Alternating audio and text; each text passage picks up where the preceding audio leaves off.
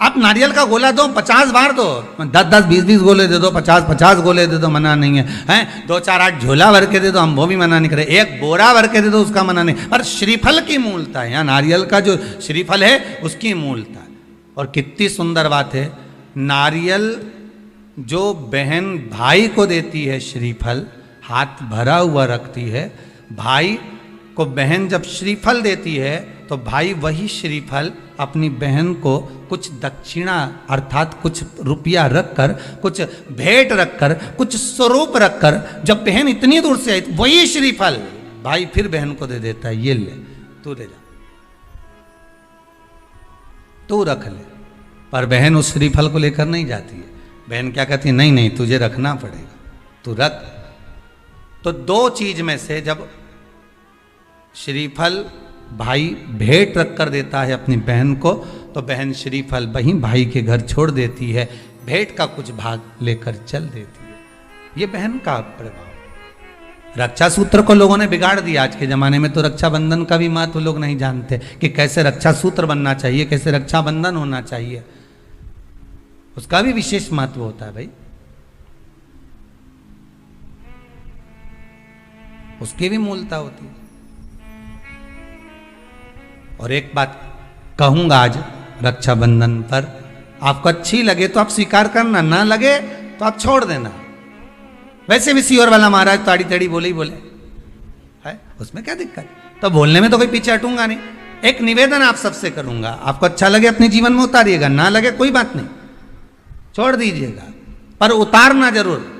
बहन से प्रॉपर्टी के चक्कर में कितना भी झगड़ा चल रहा हो, बहन का भाई से एक मकान के चक्कर में कितना भी झगड़ा चल रहा हो, संपदा के चक्कर में कितना भी झगड़ा चल रहा हो, तो भी निवेदन करूंगा, बहन और भाई तुम खूब लड़ो प्रॉपर्टी और जमीन के लिए, पर रक्षाबंधन के दिन कम से कम एक दूसरे के नहीं भी जाओ तो फोन लगाकर जीजी और बहन भाई से, भाई बहन से एक बार तो बात कर लो, क्योंकि धन अपनी जगह रह जाएगा साहब, वहां धन नहीं जाने वाला, आपका व्यवहार जाने वाला है, आपका प्रेम जाने वाला। माना उसने कुछ भी करा हो, अदालत में केस लगा दिया हो, 25 केस चल रहे हो अदालत में, 50 बार तुम्हें पेशी पर जाना पड़ रहा हो, 50 बार झगड़े हो गए, 50 बार तलवार लेकर खड़े हो गए, डंडे लेकर खड़े हो गए, एक दूसरे को मारने को तैयार हो गए, पर निवेदन है एक माता के गर्भ से तुम जन्मे हो, कम से कम उस माता के दूध का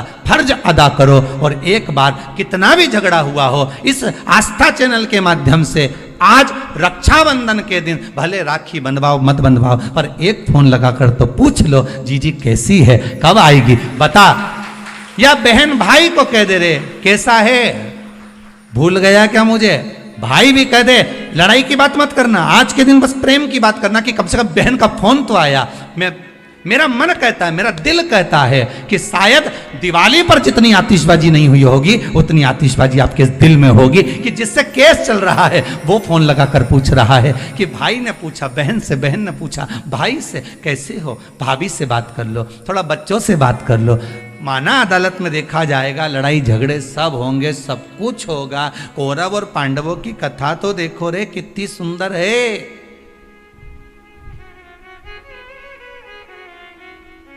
कितनी सुंदर है।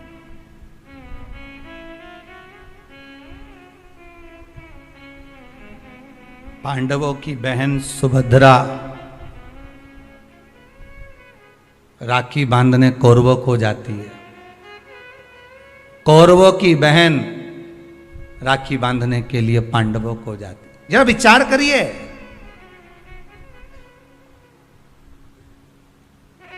क्या युद्ध के मैदान में लड़े नहीं, क्या युद्ध के मैदान में मरे नहीं, युद्ध अपनी जगह पर है। ब्राह्मण साधु संत और बहन बेटी, ये तीन काल का हरण करती है, इसलिए इन तीनों की महत्वता। जब ये राखी जो बनती है ना, ये रक्षा सूत्र जो तुमने बांधा है, ये मोली जो बांधते हैं, कलेवा जो बांधते हैं, ये रक्षा सूत्र बहुत दिन तक जब बंधा रहता है, बंधा रहता है, बंधा रहता है, पूरा समय 8 महीने 9 महीने 6 महीने 4 महीने 3 महीने, जितना भी आप लोग बांध कर रखते हैं, जितना भी 8 दिन 15 दिन 20 दिन जब तक आप बांध कर रखते हैं, उसके बाद में इसको खोलने के बाद कहाँ डाला जाता है?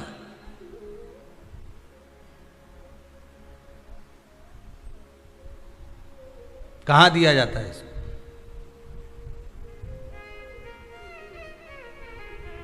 वो रक्षा सूत्र को कहां डाला जाता है?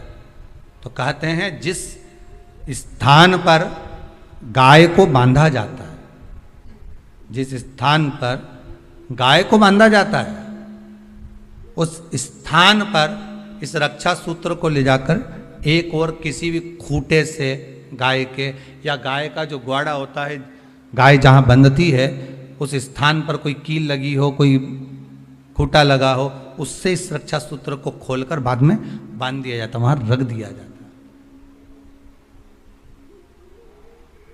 क्यों, किस लिए रखते हैं, क्यों जोड़ा गया इसको? हिंदू धर्म में रक्षा सूत्र को गाय से क्यों जोड़ा गया? उसका कारण केवल इतना है कि गौ माता, जब तक आपने रक्षा सूत्र बांधा, इसके बाद रक्षा सूत्र आपने अगर गौ माता के उस ग्वाड़े में कहीं ले जाकर बांध दिया है, दे दिया है, रख दिया है, 33 कोटि देवता गौ माता के भीतर विराजमान होते हैं। 33 कोटि देवता गौ माता के भीतर रहते हैं। और केवल ये जो ये गाय जहां बंधती है, गौशाला जो होती है ना, गाय जहाँ बनती है, जहाँ पर गौ माता निवास करती है, हम तो कहते हैं लोग वृंदावन किससे मिलने जाते हैं? जम के बोलिए जरा, भगवान कृष्ण से, ठीक है? और भगवान कृष्ण किसको चराने जाते हैं? गौ माता। मतलब तुम कृष्ण जी के पीछे और कृष्ण जी गौ माता के पीछे। क्यों?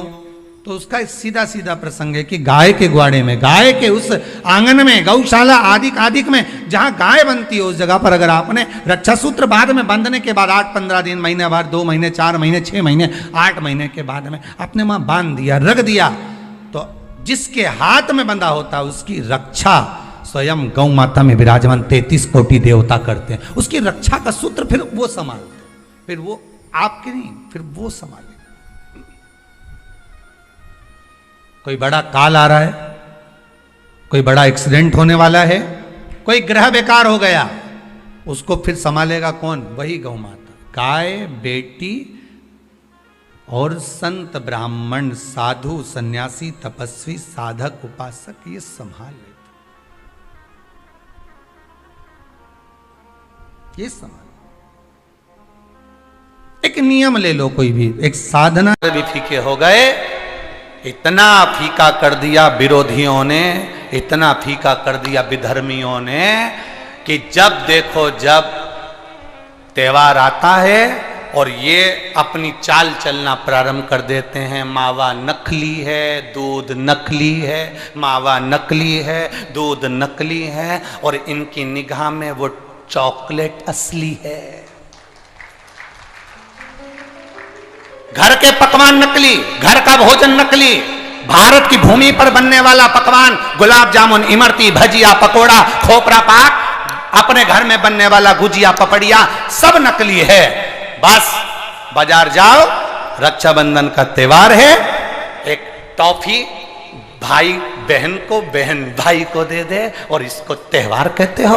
त्योहार वो होता है जो घर की माँ घर में मिठाई बनाए और बच्चों को खिलाए, उसको त्योहार कहते हैं।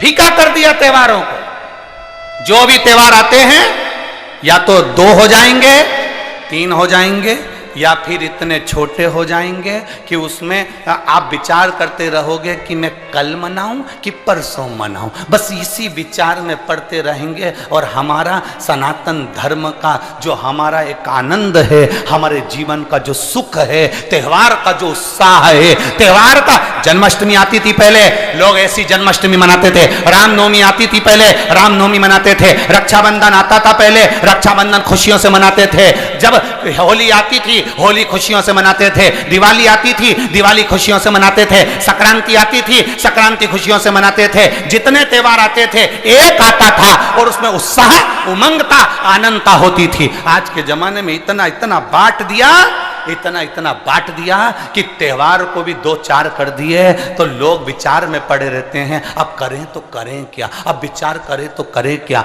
टॉफियों को इतना जरूरी बता दिया कि घर में मेरी माताओं के हाथ की बनी हुई गुलाब जामुन, खोपरा पाक, गुजिया और पपड़िया कोने में पड़ा रहता है, और वो टॉफी एक मूल हो जाती है, एक चॉकलेट मूल हो जाती है। और हम समझ नहीं पा रहे विधर्मियों को, हम सोच नहीं पा रहे कि हमारे सनातन धर्म पर कुठार प्रहार है ये, हमारे सनातन धर्म को नष्ट करने का प्रहार है ये। त्योहारों पर कौन सा एक किसी ने बता दिया, कौन से शास्त्र, कौन से वेद और कौन से पुराण में लिखा है कि त्योहार पर बहन भाई को तिलक लगाए तो टॉफी खिलाए, चॉकलेट दे। यह हमारा सभ्यता, हमारी संस्कृति और हमारा संस्कार नहीं है।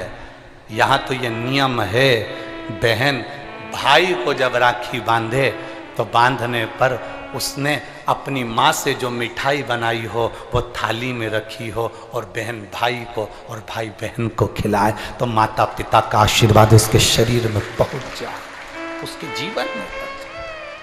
हम किन ओर जा रहे हैं? और हम चिल्ला चिल्ला कर कह रहे हैं धर्म की अधर्म का, प्राणियों में विश्व का हो गया। सीधी बात।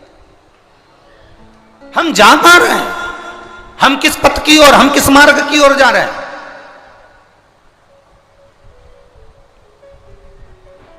भ्रम में पड़ गया, विचारों में पड़ गया, हम भ्रमित हो रहे हैं, भ्रमित। एक ने कह दिया, सियोर वाला महाराज कहता है शंकर जी पे चढ़ा हुआ जल पीना चाहिए, सियोर वाले महाराज कहते हैं बेलपत्री चढ़ी हुई खाना चाहिए। फिर कहीं का आ गया जिसको सियोर वाले महाराज का विरोध करना था, उसने कह दिया ना जल पियो ना बेलपत्री खाओ, नहीं तो तुम्हारा जीवन ऐसा हो जाएगा। ये विरोध शास्त्र का नहीं है, ये सियोर वाले महाराज का है कि इन्होंने अगर बोला है तो उसका विरोध करना, इन्होंने बोला दुर्वा चढ़ाओ उसका विरोध करना, इन्होंने बोला चावल चढ़ाओ इसका विरोध करना।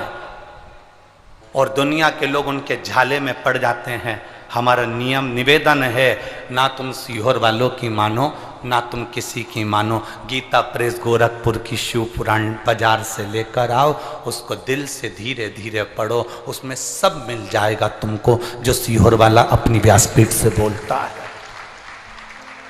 स्कंद पुराण लाओ, नर्मदा पुराण लाओ, लिंग पुराण लाओ, देवी भागवत लाओ, ब्रह्म विवर्त पुराण लाओ, सारी पुराणों को घर में लाकर रखिए और एक एक पुराण का धीरे धीरे अध्ययन करो कि सियोर वाला महाराज कहीं अलग जगह से तो नहीं बात रहा। एक एक पुराण का अध्ययन करो।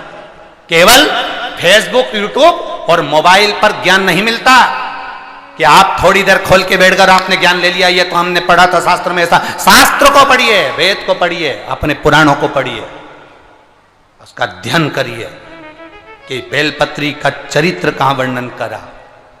एक बेलपत्र दान का जो वर्णन हमारे शास्त्रों में किया गया, एक वृक्ष लगाने का फल हमारे शास्त्रों में कहा गया, एक भूखे व्यक्ति को भोजन कराने का फल हमारे शास्त्रों में कहा गया, उसको पहचानिए।